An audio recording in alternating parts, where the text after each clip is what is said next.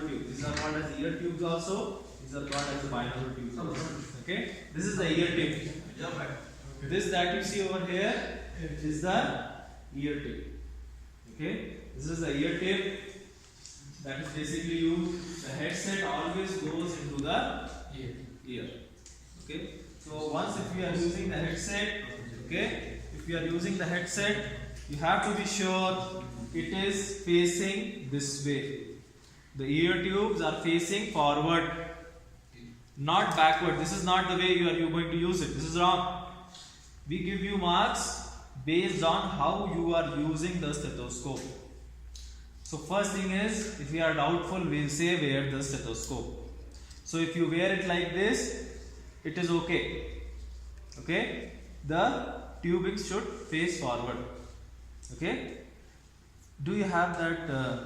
In case you can understand what is the logic of this is. Do you have that headphones? Yes. Wireless headphones, AirPods? Yes. Can you see where is the face of that headpod facing? So how do you keep it in your ear? Show me. Keep it in your ear. Like this. So it's always like this, forward. Why is it forward? Because your eustachian tube is situated like that, forward. Okay. So if you put it like this, backward, that means where the sound will go. It will not conduct proper sound. I am not able to hear the sound properly. Okay. But if you place it forward, it is well connected to my eustachian tube. Okay. So you have to remember this point. So how to use the headset is very important. How to use the air tube. Air tip is very important. Make sure the air tip is there. Okay. Can you just close the door? Keep the chair. Keep the chair. Okay. So this is the headset, and this part full is called as the chest piece. Okay. This part full is called as the chest piece. Some people, when we ask, tell the parts, they say chest piece. That's all. No, tell the parts means you have to tell again. The chest piece, what are the parts? Bell, diaphragm, stem. Okay, all those things you have to say. Okay. Okay, so chest piece is the portion of the stethoscope that conducts the sound. So this portion you keep it on the chest area.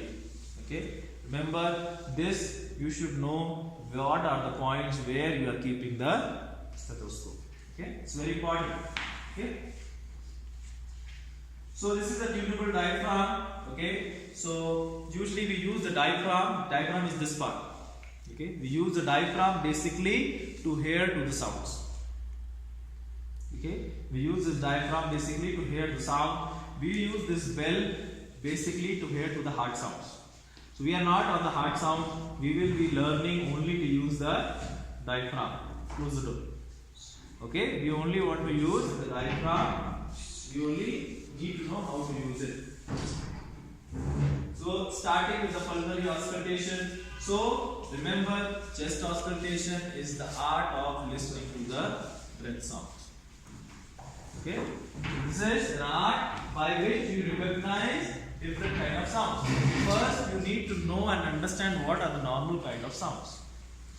Then only you can understand what are the abnormal sounds. Okay. So stethoscope simply simplifies auscultation and facilitates localization of the abnormalities.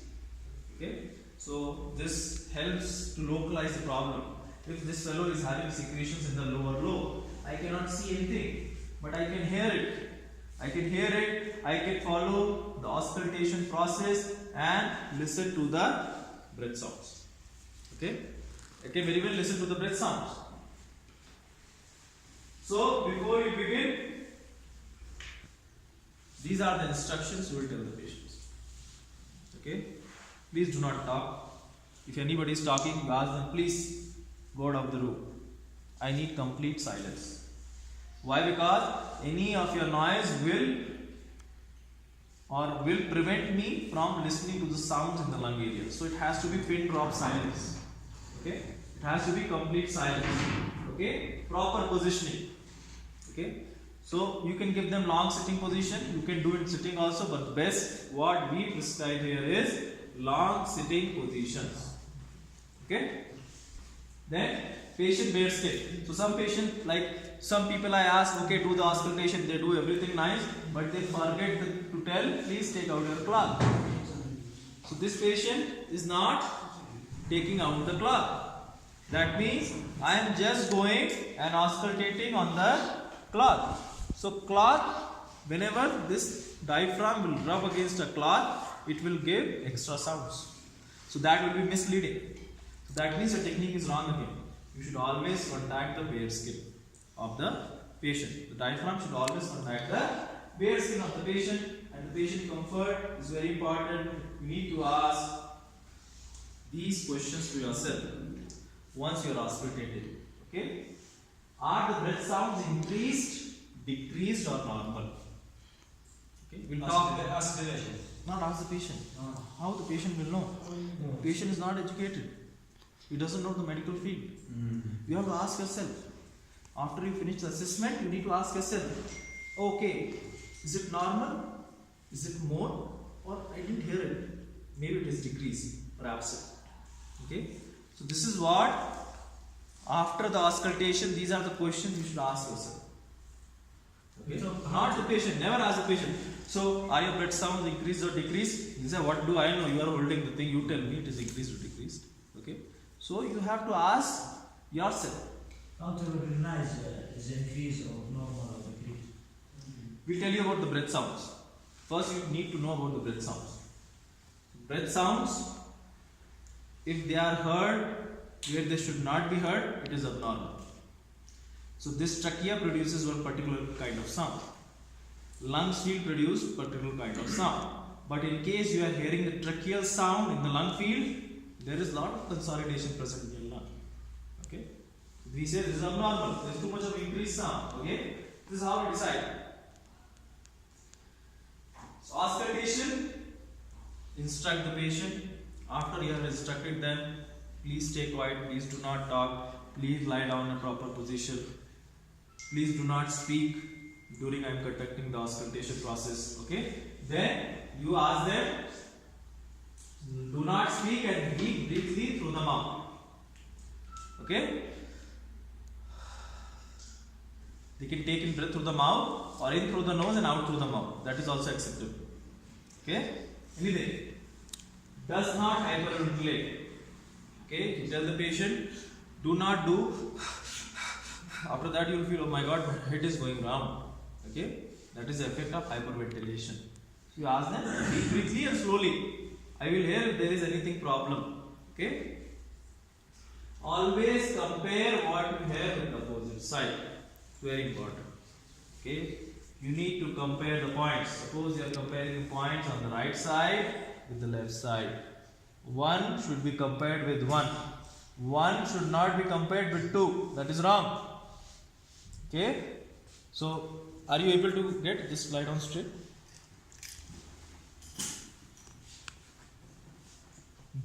Relax and okay, so one means one is here in the clavicle. Okay, can you all see? Okay, it should be compared with the one.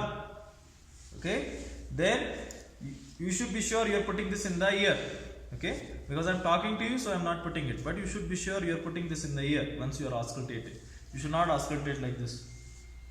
Okay, you should put this in your ear and then compare one with one. This is the first point.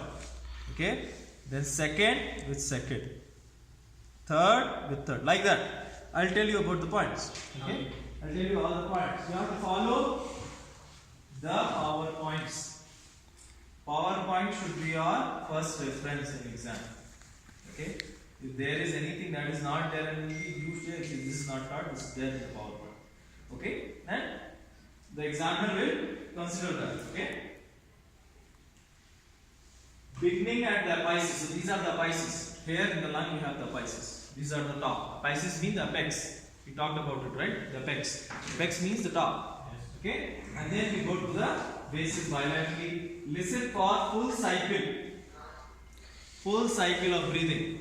Okay? Up, down and all. Full cycle of breathing. Let him breathe in and out. And then you do it. Okay? Instruct the patient to breathe through the mouth a little deeper but not faster than usual. little deeper but not faster than usual. Okay. Use stethoscope diaphragm firmly when you are pressing. You just make sure that it is contacting the chest wall properly. Okay.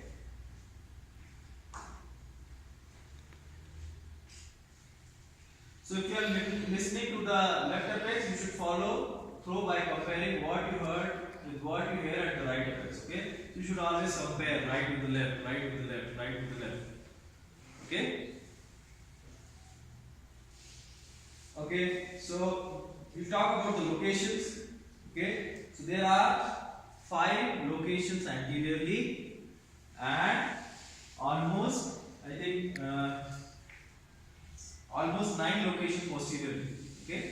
So we will give you an example. So I want to do the auscultation for the anterior chest wall.